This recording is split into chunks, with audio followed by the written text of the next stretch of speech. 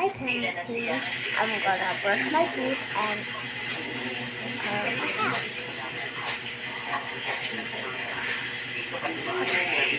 so wait. Forget that. Let's go brush your teeth.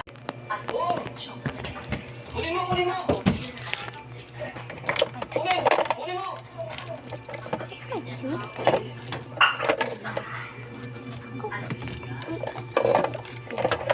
This is my toothpaste. It says happy.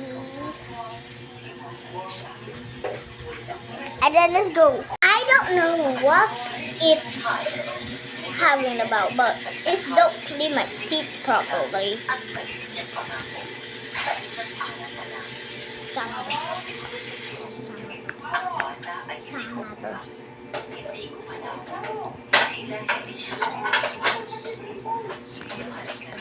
Oh, look at that toothpaste right there. It's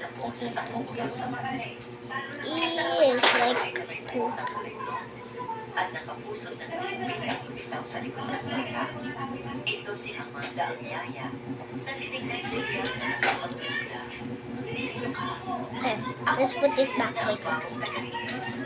Sa kanya ng mahina.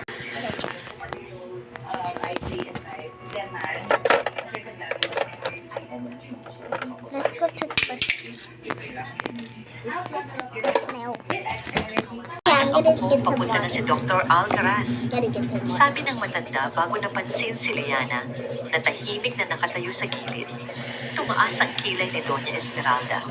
Tiningnan niya si Liana mula ulo hanggang paa. Ang kanyang tingin ay puno ng paghamak. At sino naman ito?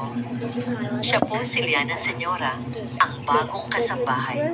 Ngayon po ang unang araw niya. Paliwanag ni Matilde.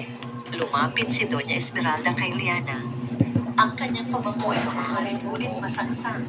Bagong kasambahay ulit niya tila ang mga salita ay may masamang lasa. Sana naman ay naipaliwanag mo sa kanya nang maayos ang mga patakaran, Matilde.